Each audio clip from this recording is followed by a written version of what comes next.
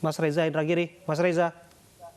Halo, apa kabar Bang Abi? Ya, baik. Apa catatan Anda mengenai kasus yang terjadi di Sidoarjo?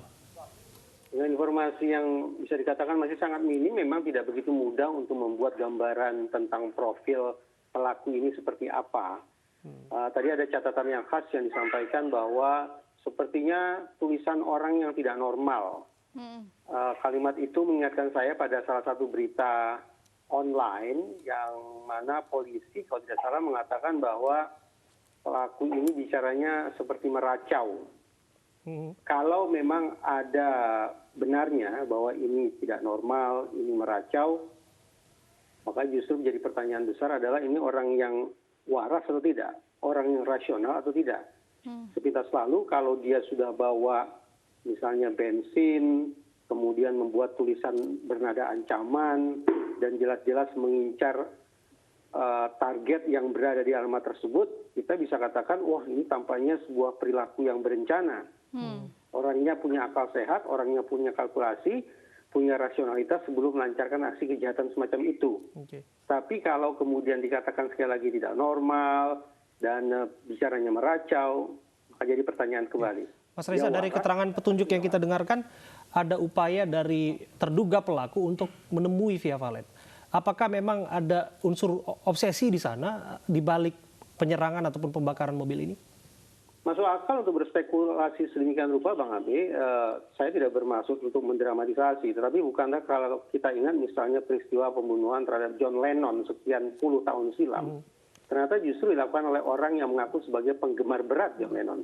Jadi memang paradoks, seseorang yang mencintai tetapi dengan kecintaan yang berlebihan, dengan kekaguman yang melebihi takaran, justru melakukan tindakan yang berbahaya terhadap orang yang sesungguhnya dia idolakan. Masuk akal untuk kita berspekulasi semacam itu. Kenapa Anda menyebutkan tadi kecintaan yang berlebihan bisa membuat seseorang sampai gelap mata melakukan kriminal dan bahkan berusaha melukai orang yang dia cintai begitu? Wawancara yang dilakukan oleh para ilmuwan terhadap pelaku pembunuhan John Lennon menyimpulkan bahwa paradoks semacam ini, mencintai atau mengagumi secara berlebihan tapi kemudian disusul dengan tindakan kekerasan, adalah bentuk tanda petik kepemilikan simbolik yang maksimal terhadap orang yang dielu-elukan tersebut. Ada semacam ketidakterimaan, sikap yang enggan untuk berbagi bahwa orang yang saya kagumi adalah orang yang juga dicintai oleh banyak orang. Nah, keengganan untuk berbagi semacam itu yang kemudian ditampilkan dengan perilaku yang simbolik tapi sekaligus perilaku yang fatal, yaitu menguasai, menaklukkan, menjinakkan, mendominasi, bahkan menghabisi orang yang sekali lagi sesungguhnya diidolakan tersebut. Mas Reza, keterangan yang kami himpun dari polisi mengatakan bahwa terduga pelaku lebih banyak diam, kemudian keterangannya berubah-ubah. Seberapa penting dihadirkan ahli kejiwaan untuk mengetahui apa sesungguhnya motif terduga pelaku? Sebelum kita bicara pada tataran yang abnormal, tataran psikopatologi, katakanlah demikian, secara manusiawi sesungguhnya orang ketika berhadapan dengan aparat penegak hukum akan merasa tidak nyaman. Apalagi kalau kemudian berhadapan dengan aparat penegak hukum dengan status sebagai misalnya tersangka pelaku kejahatan. Orang yang melakukan kekerasan, orang yang melakukan kejahatan ketika diwawancara atau diperiksa oleh polisi juga bisa gemetar lututnya, terbata-bata bicaranya, kacau pemikirannya. Ini sebuah bentuk shock, bentuk guncangan psikis yang berlangsung secara akut ketika orang masuk ke dalam situasi yang berubah sedemikian cepat yang tidak dia duga sebelumnya. Jadi secara manusiawi, sekali lagi tanpa harus kita kaitkan ke psikopatologi, reaksi terbata-bata, tidak mampu bicara, pikiran kacau, berubah-ubah, keterangan merupakan reaksi yang sesungguhnya alamiah atau manusiawi. Anda melihat ini pelaku mengarah punya gangguan kejiwaan begitu, Mas Reza? Tadi saya katakan informasinya sangat minim. Saya hanya mengandalkan dua hal untuk membangun spekulasi semacam itu. Ya, tadi dikatakan bahwa tulisannya sepertinya dibikin oleh orang yang tidak normal, itu satu, dan yang kedua adalah pemberitaan di media online bahwa ini seperti meracau, terbata-bata dan berubah-ubah pernyataan. Baik, saya ke Mbak Mela lagi. Mbak Mela, dari video yang diunggah di akun Instagram kakak Anda, merekam begitu saat mobil terbakar dari belakang, dari agak jauh, saat itu posisi Via Valen ada di mana, Mbak Mela? Posisinya waktu itu di dalam kamar, Kak. Di dalam kamar. Lalu kemudian keluar mengabadikan kejadian tersebut begitu? Apa berusaha menyelamatkan diri saat itu? istilahnya tuh kayak kepanikan gitu loh Kak. Jadi lari-lari sambil teriak-teriak. Jadi suruh semua keluarga tuh keluar. Apakah Itu. melihat ada pelaku saat itu? Pelaku itu pada saat itu tuh langsung kabur Kak. Ketika saya lihat di CCTV. Jadi pas meledak pertama, itu pelaku langsung lari. Lari setelah membakar langsung lari begitu? Iya. Jadi Ledakan pertama langsung lari. jadi tidak sempat berpapasan atau keluarga melihat langsung pelakunya begitu? Belum. Oke. Karena larinya kencang banget. Mbak Mela, apakah ada anggota keluarga Anda yang mengenali pelaku? Tidak ada Kak. Oke, tidak ada. Apakah sebetulnya kakak Anda, kita tahu bahwa salah satu musisi yang tenar ya, pernah mengalami peristiwa serupa, penyerangan atau ancaman dalam bentuk apapun? Kalau ancaman itu sering sih Kak. Biasanya lewat DM. Cuman kalau secara langsung ya ini baru pertama kali. Ancamannya seperti apa Mbak Mela? Ya kurang tahu sih Kak. Cuman cerita seperti itu aja. Terus kalau pas di rumah itu cuman sebatas ngelempar aqua dari luar terus ke dalam rumah gitu aja. Pelaku yang sama juga yang melakukan pembakaran mobil ini atau pelaku lain? Beda. Oke. Saya kembali ke Mas Reza. Mas Reza, kalau kita tahu segala sesuatu yang berkaitan dengan publik figur, ada fans, kemudian juga ada pembenci ataupun haters. Apa analisis Anda mengenai kejadian ini?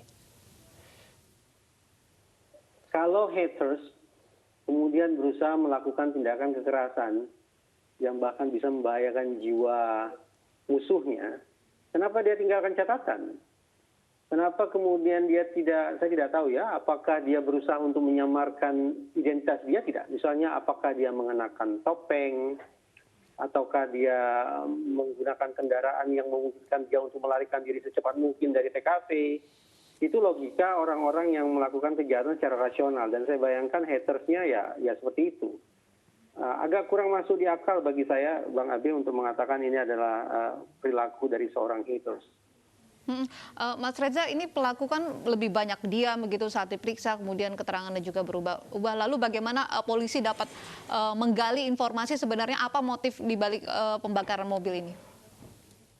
Kalau ini merupakan bentuk shock yang akut, reaksi manusiawi karena orang masuk dalam situasi yang tak terduga dalam waktu cepat, maka langkah kepolisian sudah tepat. Tadi dikatakan bahwa kami biarkan dulu supaya yang bersangkutan tenang, dengan harapan bahwa ketegangannya akan menurun, pikirannya akan kembali jernih, kemampuan komunikasinya lisan juga menjadi lebih lancar, dan itu merupakan syarat yang harus ada ketika kemudian seseorang diperiksa oleh polisi. Tapi kalau kemudian diamnya itu menandakan psikopatologi, adanya sebuah abnormalitas secara psikologis atau bahkan secara psikiatri, maka boleh jadi teman-teman di kepolisian membutuhkan bantuan profesional. Karena mungkin saja pemeriksaan tidak dilakukan secara lisan sebagaimana orang normal, tapi dilakukan dengan pendekatan-pendekatan lain yang lebih sesuai dengan kondisi si pelaku tersebut. Berapa besar kemungkinan ada dendam pribadi di balik pembakaran ini? Bagaimana Bang Ade? Berapa besar kemungkinan ada motif dendam pribadi di balik aksi pembakaran mobil ini? Salah satu motif orang melakukan kejahatan adalah memang untuk melampiaskan amarah, sehingga disebut sebagai agresi amarah. Secara umum agresi yang dilatar belakangi oleh perasaan yang serba negatif itu. Benci, dendam, amarah, frustrasi, cemburu, dan sejenisnya. Masuk akal kalau kemudian juga salah satu spekulasi yang diletakkan di atas meja adalah latar belakang atau motif dendam sebagai penyebab mengapa pelaku mengakhirkan perilaku sedemikian rupa. Sampai sejauh mana begitu seseorang yang benci, dendam bisa melakukan aksi kriminal? Sejauh apa yang dapat dilakukan?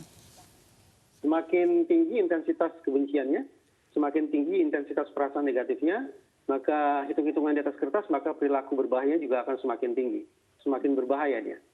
Baik, saya ke Mbak Mela. Mbak Mela, saat ini kakak Anda Via Valen dan keluarga masih berada di rumah? Kalau PT masih ada ngurus sesuatu gitu Kak. Kalau selain PT ada di rumah semua.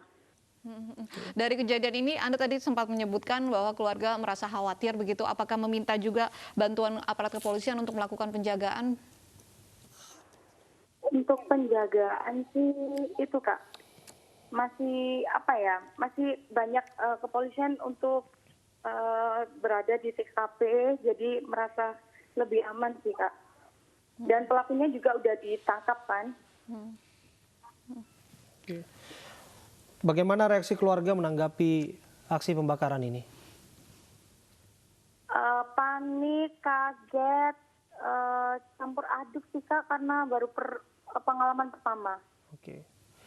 Apakah keluarga begitu yakin bahwa serangan ini sebetulnya memang secara personal dialamatkan kepada kakak Anda, atau barangkali ada anggota keluarga lain yang justru memiliki hubungan yang barangkali ada pendendam kepada anggota keluarga Anda yang lain? Nah itu dia Kak, saya juga masih menunggu jawaban dari pihak polisian, karena nggak bisa jawab sama sekali kalau masalah itu. Tapi iya. pelaku pembakaran ini beberapa minggu yang lalu sempat mendatangi rumah ingin bertemu dengan Via Valen begitu? Iya. Pelaku yang sama dengan yang pembakaran ini?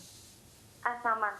Oke. Baik. Oke, terima kasih atas keterangan Anda dan waktu Anda berbincang bersama kami, Mbak Mela Rosa, dan juga pakar psikolog forensik yaitu Mas Reza Indragiri.